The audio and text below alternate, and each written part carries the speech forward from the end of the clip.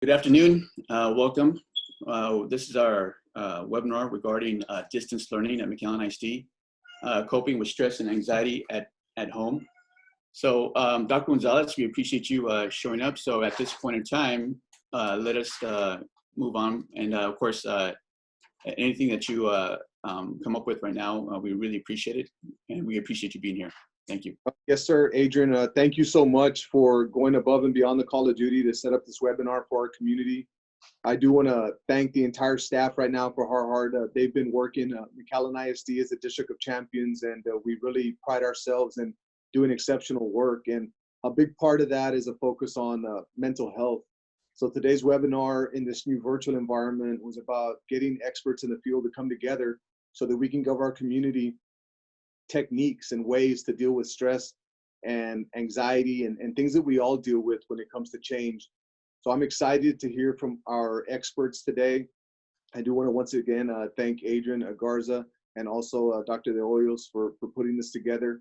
And I look forward to learning myself. And once again, on behalf of the administration and our Board of Trustees here at McAllen ISD, thank you to all of our guests and thank you to all those out there listening. And I hope that you take something away and it makes you a better person. And I hope that it adds value to you as an individual and that it ultimately helps you help your children. So Adrian, take it away. Great. Thank you, Dr. Gonzalez. We appreciate the support you give to mental health. The Family Treatment Program is a program that has pretty much flourished under your leadership. So we appreciate everything you do as far as giving us the opportunity and the funding, which it boils down to have a program in place at McAllen ISD. Today we have, of course, Dr. Nancy Rasso. She is a professor of school psychology, program coordinator, as well as internship director over at UTRGV School Psychology Program. Thank you, Dr. Rasso, for being here. Thank you for having me. Appreciate it. Yeah. Next, we have Vanessa Vale Science. She is the Vice President of Behavioral Health Services over at Doctors Hospital Renaissance. And Vanessa, thank you for being here. Thank you for having me. The next person on our panel is Monica Rodriguez. She is currently a program manager over at Tropical Texas Behavioral Health, and she oversees the children's services for Tropical, and a lot of our students are part of her team. Right? Good afternoon. Thank you for having me today.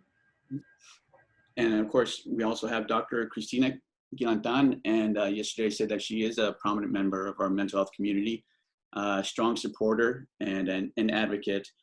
She's currently the owner of the Counseling Center over at South Texas. And we appreciate you, Dr. Guilantan, for being here. Thank you for inviting me. Appreciate it. And we have Dr. Rosalba de Hoyos. She's our director for college, career, and counseling. She oversees our counselors, and they are gatekeepers. So we appreciate you being here as well. Thank you. Okay. Now, after Dr. Gonzalez kind of mentioned the idea behind what we call a champion project, we're really working on trying to focus on mental health and wellness and trying to get all these services and systems lined up to make sure that we're filling in the gaps. Not only that, but that we have the infrastructure in place to ensure that we're providing the best service to our students and families. So we want to make sure that we offer these webinars more often, because I know times have changed. We're looking at students being at home and parents being at home with their students. So anyone that has children knows that if you're at home with an extended period of time, whether it's pets or children, there's stress involved and there's some anxiety that may pop up. So the idea behind this webinar was to make sure that through our distance learning program, we actually identify measures for coping with stress and anxiety while you're at home. And so right now, we're just going to hand it over to Dr. De Hoyos, and she's going to give you an idea and a foundation of what we do at McAllen ISD as far as our emotional intelligence and what the vision of our leadership team has already established. And this has been going on for years already. And Dr. Gonzalez has put this into place because we are really looking out for the safety and the emotional health of our children. So Dr. De Hoyos, I hand it off to you. Thank you, Mr. Garza. So at McAllen ISD, we follow the framework for student learning. The framework has several gears outlining the learning vision for our students. Emotional intelligence is one of our gears that serves as a guide to frame a lesson, a counseling session, and the culture of a campus. At McAllen ISD, we believe that it is everyone's responsibility to teach, exemplify, and develop these skills with our students. The 5 domains of our emotional intelligence gears are self-awareness, self-regulation, motivation, empathy, and social skills. So self-awareness is to have a deep knowledge of our own emotions and how it impacts others. Self-regulation is the ability to manage our own emotions. Motivation is the desire and drive behind doing something. Empathy is the ability to be sensitive to the emotions and feelings of another person. And social skills, the ability to communicate, interact, and collaborate with others. In conclusion, emotional intelligence plays a central role in succeeding both in the personal and professional life. Through this forum, we intend to motivate our McAllen ISD families to exercise their emotional intelligence as they cope with stress and anxiety during the shelter-at-home period. We trust the recommendations, resources, and interventions shared today will assist you.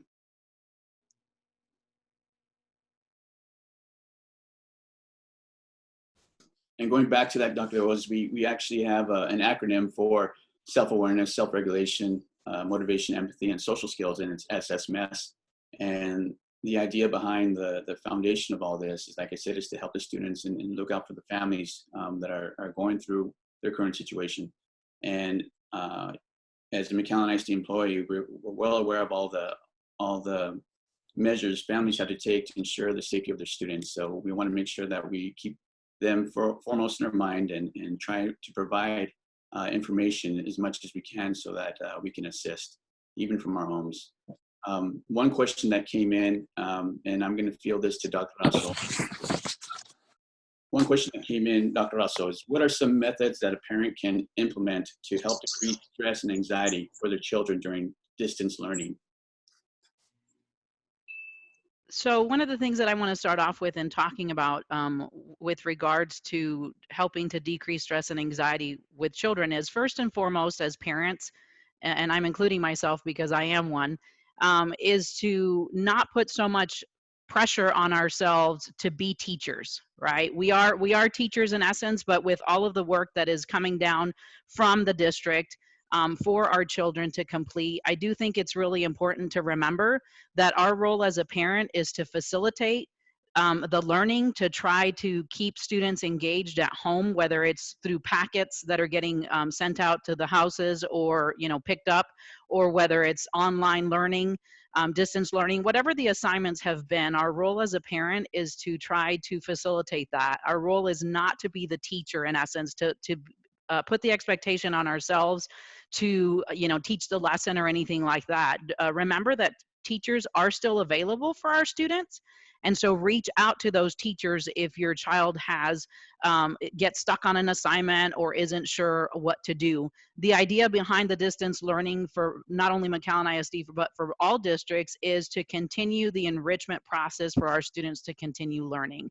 So I would encourage parents to remind yourselves that your role is to help the student, but don't expect yourself to be the teacher, even if you are a teacher, because I know parents are, who are teachers are at home with their children. And even if you are the teacher, remember you're not their homeroom teacher. And so it's going to be really important to reach out to those teachers for the assistance.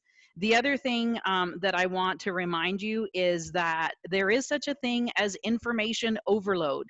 And what I mean by that is there is constant information about the current situation, about the shelter in place that's happening right now. And it's important to step away from that at times and to not become overwhelmed ourselves as the adults in the household in order to not overwhelm our children. In other words, we don't want to constantly be on social media or on television, filling our brains with everything that's going on, because it could be extremely overwhelming. Now, don't get me wrong, it is important to stay informed about what's going on and what the requirements are, such as the shelter in place and what that requires us to do. But there could be such a thing as having too much information, and then our kids see that and see us stressed, and in turn become stressed as well, because they use us as a gauge to what's going on. So that's very important to remember.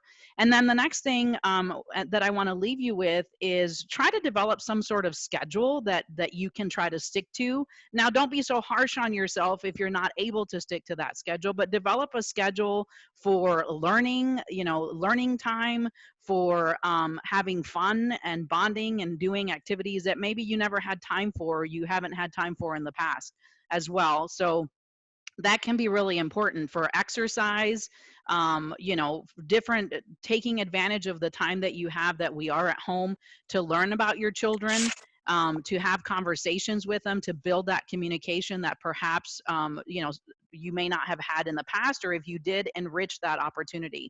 So there's a lot of things out there that we can do as parents to help our students through this time of distance learning, and through, most importantly, the adjustment. Change is hard for anybody. And so I think as adults in the lives of our children, it's important for us to be able to monitor how we're addressing these issues in order to be able to help our children. And I know Vanessa is going to talk a little bit later about what kinds of things parents can do specifically to be able to do that. But these are just some ideas to help kids, not get so stressed out about it. Also, remind the kids that they're in a different learning environment, so they are not in the classroom. So if you see your student too stressed with the work or the expectations, remind them to take a moment and take a step back and do something fun, or do a fun activity or a fun computer game that will help them, be able to take a step back and deal with that stress and potential anxiety. Thank you, Doctor. I'm not sure if any of the clinicians have, or the other partners have anything else to add, but I know from my personal experiences, I have two children, McAllen ISD, and they're in distance learning right now, fourth grader and a third grader. Even at that age, their personalities are different, and you have to work with them differently.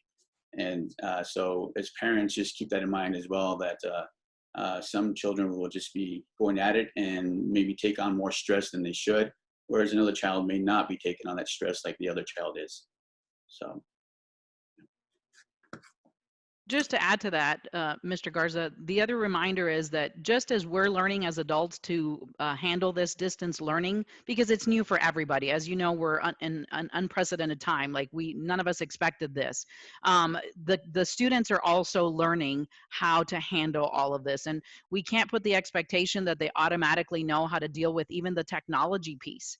At the university, we're also having to adjust to distance learning and online learning, and our adult students are also having, difficulty with the adjustment. So the kiddos are obviously going to have some difficulty, and so they're going to reach out to us to be able to help them through these times.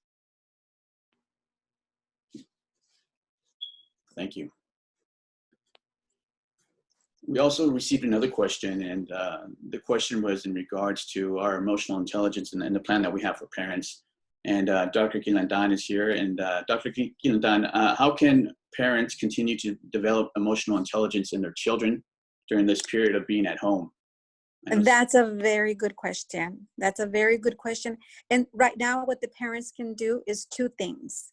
One, continue connecting with your children. And number two, make those very extra deposits on a daily basis. And let me explain what that means. So first of all, we connect as human beings through language. And as parents, children's teachers, what we do, we connect through 5 main languages. One would be time. And this is an excellent place right now to be connecting. You have much time to be connecting with your kids. So one of the love languages is spend quality time with your children. The second one would be the words of affirmation. We have a lot of children that love to hear how well they're doing, how their efforts are appreciated. And so use those words of affirmation, count those many positive things that you say to your children. Some children respond to the third love language, which is touch, which means a pat on the head, on the shoulder, a hug, a kiss. These are precious moments when we can really show affection and love through touch. Number 4 is a gift, and it can be something that can be made at home. Great opportunities to go outside and collect items, create items, and give them to each other and save them for their loved ones for later on, even for their teachers. The number 5 would be the acts of service. Those are the things that we do for each other. So make a list of all the things that you like to have those fabulous moments when you're able to make tortillas for one, a sandwich for the other one, bring a glass of water, maybe rub their back. Those are all acts of service. So we all speak different languages. And if you have the time right now to find out what love language your child has, then exercise it. And most importantly, as a parent, you're also finding out what you like from your child. So make a list, post it somewhere. The 5 languages would be time, number 2, words of affirmation, number 3, touch, number 4, gifts, and number 5, acts of service. And the number 2 is, why do we need to know that? We need to know that because we have a wonderful opportunity to deposit into their emotional bank accounts. We all have, like the book for children says, an invisible bucket. Well, we also have that emotional bank account. And what a wonderful opportunity to be able to make deposits on a daily basis, morning, afternoon, and evening. What does that mean? Make a list of all the things that you want to hear from each other, see from each other, and call them a deposit. And every day, every night, count your deposits and say, look, I made 5 deposits today, or I made 10 deposits today. Being careful with the withdrawals. The withdrawals would be things that we do that may not be beneficial for the family or that may not be beneficial for each other. Those would be the withdrawals. Make a list of what constitutes a withdrawal and ask the children to avoid or maybe minimize. We're humans, we're not going to eliminate, but we can definitely minimize some of those acts that constitute withdrawals. So we have 2 very wonderful opportunities. We have the opportunity to connect with the children using the 5 love languages, post them somewhere, review them every day, and thank each other for that. And then number 2, make those deposits count every single day.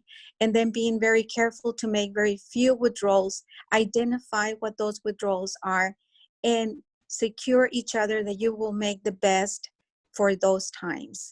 So those are the 2 basic things that I think could help the families, the parents and the children getting to know each other. That self-awareness that you're talking about makes you aware what it is that you like and what it is that you don't like. And if you like something, then ask the others to reassure you on those terms. The other one, the self-regulation, this is a wonderful opportunity for everybody to encourage each other and help each other stay self-regulated. And the empathy means we're listening. I'm making those deposits. I'm trying not to make those withdrawals, and talk to each other.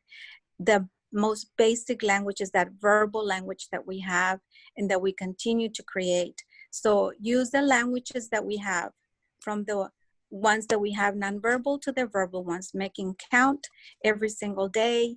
And at night, count them, count all those deposits, talk to your children, what else they did right, and create new opportunities for the following day. Dr. Quilantan, I think a major deposit would be tortillas. Excellent deposit. Yes. It's a deposit. Yes. Those freshly made. And acts of service. Ask your children to join you. There's so many opportunities in the kitchen. You can find lessons. You can find the math lessons. You can find the language, all the lessons. The kitchen is a wonderful opportunity to teach, to learn, to grow in our home.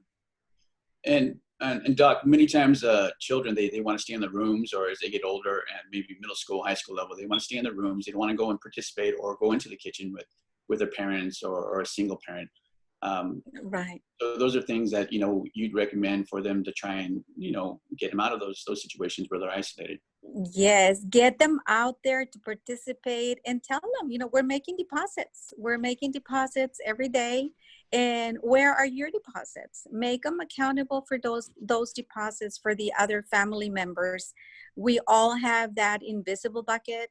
We all have that invisible emotional bank account. Make them responsible for that. Make them accountable for that. They will enjoy. At the end, they're going to count, write them down, and at the end, count them and read them again a year from now. Read them again. Dr. Quilatan, that's very good advice. Thank you very much for your Thank input. you. Really appreciate it. Thank you. We had another question that came in, and the question was, when should a parent seek additional assistance if anxiety escalates? What are some signs or symptoms to look for that could lead to seeking additional help? And we have Monica Rodriguez from Paco, Texas Behavioral Health here, and she's going to field that question. Thank you, Monica. Good afternoon. So looking at this, and I like how both of, it was mentioned that change is really something that folks aren't really comfortable doing. A lot of the times our students have difficulty with change. Like mentioned earlier, adults have difficulty with change. And so helping our students and our families on a daily basis to just understand that they have supports out there. That's one of the things that right now, really supporting our families and our kids during the time of change is really important. We want to keep aware of those behaviors that are occurring in the home that may be needing additional support. And some of these behaviors might be maybe a child that was engaging in family activities. A student that was very motivated to spend time, like you shared earlier, in the kitchen, helping mom and dad, maybe not so motivated to do that and withdrew. Our students are impacted by information overload, like that was shared earlier as well. Some students handle that in a different way. Family members handle that type of stress in a different way. Being sensitive to being able to talk through things with your students, with your family members, to be able to understand what their current need is. Some symptoms that you might find in the home right now in this current situation that surface to the top would be, again, lack of engagement in those family gatherings. Maybe someone that was sharing, a student or a youth that was sharing, they were very involved with their friends on social media, maybe expressed concerns that they aren't as involved, or maybe there was a miscommunication on social media.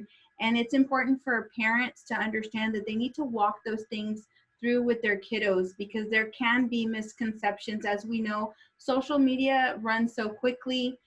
It's information overload, and our teens, our preteens, our young elementary students, they're receiving this information unfiltered a lot of the times.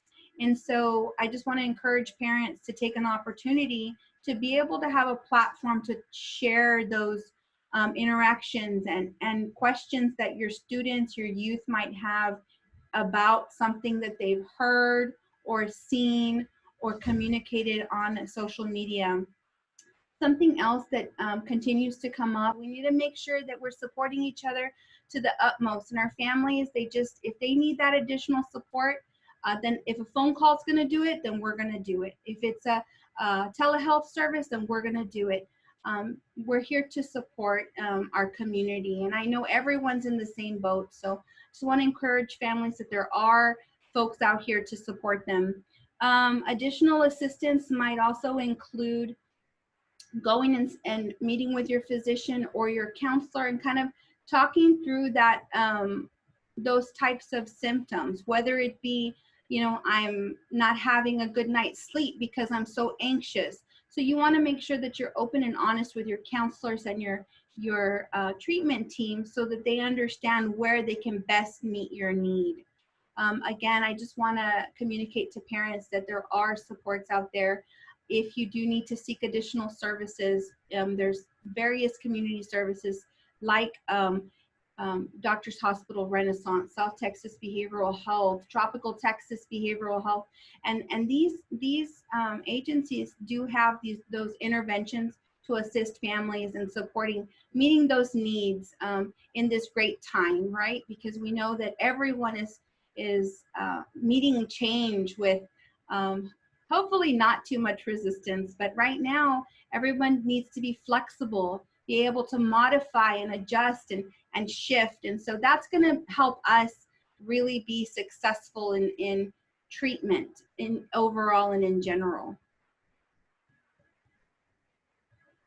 Excellent, Monica. Now, if there is an escalation in symptoms with a child at home, what are you all looking for as far as seeking additional help?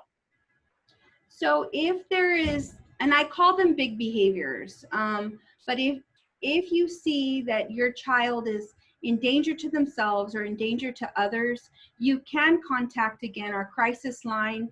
Those lines are still open, they're still available. We will screen over the phone and we will assess the situation on a case-by-case basis. So again, just going back to that support, there are community supports for crisis situations. There are community supports for situations that maybe it's unclear of whether or not this is a psychiatric emergency. Maybe this is a behavioral concern. Behaviors are big enough to cause, they're urgent. This is something that the parent feels needs immediate response. Therefore, they can reach out and call the crisis hotline and we will respond. And the crisis hotline for everybody out there is 877-289-7199. If at any point you feel like your child's in crisis, or if you feel like you need additional assistance while you're at home, that is a crisis hotline number, and we'll post it at the end of the session. Adrian, will you also be able to post the triage line? The triage line is also a form of support. If they'd like to be initiated into services, maybe they need additional services for substance abuse, for IDD services, for another department that could offer them support. So I just want to include that number as well in the event that families do need those types of interventions. Yes, definitely. And what we'll do is we'll have like a resource page with all the resources available for parents, for students, for community members, for staff members. So we'll have that at the end of the actual webinar. Okay, and our triage line is 1-800-813-1233. Perfect. Okay. Thank you, Monica. Once again, that's Monica. She's the program manager over the children's department at Tropical Texas Behavioral Health. Another question that came in, and I'm going to have Miss Vanessa Vale-Science field this one. She's the vice president over at Behavioral Hospital at Renaissance. And one of the questions that came in, Vanessa, was how do parents cope, and what are some practical solutions to reducing stress or anxiety while their children are learning from home? Of course, this is about parents. So that's a great question, Adrian. As we know, distance learning does pose, various challenges for parents as they begin to adjust and acclimate to having their children at home, and especially those that have multiple children. We are creatures of habit as humans, and children, when they're out of their routine learning environment, are very different. They behave differently. And so that definitely is a challenge for parents. And so I'd like to use the example of when we go to our room, if you try to get your work done, anybody who's worked at home, laying in your bed, that you'll find very quickly that that's not going to be an easy task to accomplish. And the reason is because biologically our brains are wired that bed is sleep, right? So you'll start to become tired or off task. And so the same thing happens with children when they're at home. They separate school as the learning environment and home as, home. And so it's hard for them to pair the two. And so as a parent, you better believe that that's going to cause a lot of stress in trying to get them to switch from home mode to school mode appropriately. And so my recommendation for parents when trying to cope with this stress is, as Dr. also mentioned, you want to create a schedule. Have the child create the schedule, preferably. This will help them feel as though they are somewhat in control of their learning environment. The child will know exactly what to expect, and you as a parent will also know what to expect and when. And so that's going to help, just create a more calm learning environment for both parent and child. It's important for parents to practice self-care. As difficult as it may be in times like this, don't forget to take a moment for yourself. Remember that you are not alone. We're all in this together. If it means, taking breaks frequently for both yourself and your child, if you find that it's difficult to manage the learning environment with your child or student, share duties. If that's possible, if that is an option that you have, don't bear the responsibility all by yourself. Parents should split duties. Sometimes, older siblings can help with younger siblings, and that's perfectly okay. We're all learning to be teachers right now. You can practice basic strategies, relaxation, mindfulness, meditation. YouTube has a lot of really good resources that parents can utilize and tap into. If they just Google or search relaxation exercises, you can go through 5, 10, 15-minute, relaxation just to help at the end of the day, or to start your day, on a clear mind. Again, simple strategies such as thought reframing, changing some of those thoughts from why do we have to do this to I'm spending more time with my child, I'm watching how they learn, or instead of thinking this is going to be challenging, thinking my child needs me. These are going to help parents to put themselves in that mind frame to continue to be a good support system for their children. There is no right or wrong way to do this. Again, as some others here have mentioned, we are definitely not in ordinary times, nor did we all expect for something like this to happen. And so distance learning being something new, I think it's important to remember that we're trying to get through this, and there's not, again, a right or a wrong way to do this. Utilize your resources. Remember that your teachers are there, I know that, aside from teachers, you can utilize one another. If you can create a network, I know that nowadays with the Google Classrooms and Zoom meetings and all of these other resources that are available for parents to connect, rely on one another, rely on your teachers, and even your kiddos themselves. They know, they remember, what school is like, what the routine is, and so. Trust that you're going to get good feedback from all of the resources that are available to you. And last but not least, just do your best. Remember that, you're a parent first, a teacher second, and, it's not going to be easy, and that's okay. Remember, that we are all in this together. We are, a lot of people are going through very similar feelings and emotions related to having to incorporate distance learning into your daily lives. So do the best that you can, and know that your best is always enough. Also, Vanessa, just speaking to that, there's also some good resources online for parents to utilize. One is headspace.com, HEADSPACE.com. Those are, methods that parents can utilize. The students are at home using technology, but there are also beneficial ways of using technology. And I know that there's websites out there that have been proven to help children when they're in need of emotional help. So, absolutely. Vanessa, thank you. Next, we have a question for actual Dr. De Hoyos. Dr. De Hoyos is our Director for Guidance and Counseling. And one of the questions, Doc, are counselors available to assist students and parents? And as far as counselors being out there, and of course, they're right now home-based, they're not at the campus, so they're just wondering, are counselors available for students and parents? just unmute, I believe, Doc.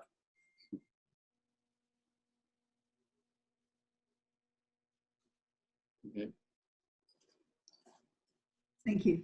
Yes, that's a very good question, and I'm glad somebody asked that one, because counselors are available to assist students and parents. I want to inform families that any question or issue that you might have in relation to counseling, anything you would usually seek the assistance of your campus counselor, you can do so as well during this time. The only difference, of course, is the communication. The communication now is virtual, right? So the options that we have for families to contact our campus counselors is through a campus phone number, counselor's email, or district counseling department phone number. Our department, we're answering the phones.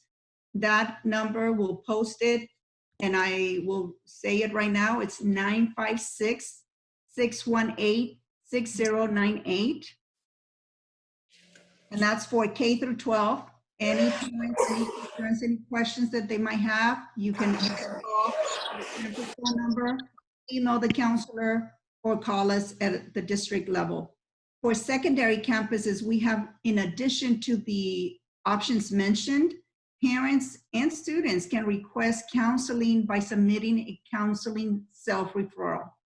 The student counseling referral form can be located at the counselor's campus webpage.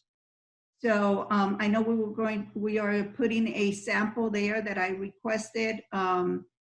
All secondary campuses have this self-referral on their webpage. And it's just simply the name, you submit your concern, and how you want to be contacted. So aside of that, daily, we are trying to find ways to inform our families about our services. I am currently working with McAllen ISD Community Outreach, Ms. Cavazos, and we're working on how to send out information to our families with detailed information on how to access our counseling services.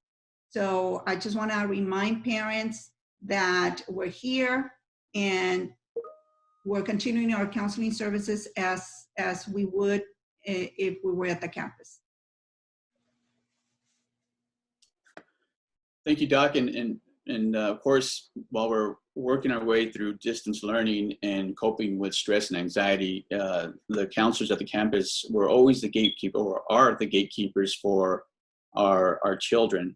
And because now they're home-based and not at the campus, with our program, Family Achievement Program, we rely on the referrals coming from the counselors. And then in turn, what we do is we send them to Monica's team at Tropico, Vanessa's team at DHR, even Joe Rodriguez over at South Texas Health Systems. And of course, we even refer out to Dr. Rasso. And I'm sure Dr. Quilantan has some of our students as well. So, and family members. So just keeping that in mind, that our counselors are there for you, and the numbers are valuable to be able to make contact with somebody if you're in need of help. But just keep in mind that the 956-618-6098 number, that is an 8 a.m. to 5 p.m. number on weekdays. If there's any reason why you need additional help outside of those hours, you would want to contact the crisis hotline, 877-289-7199, or at this point, Monica, your triage number is, what was that again? I think you have to unmute.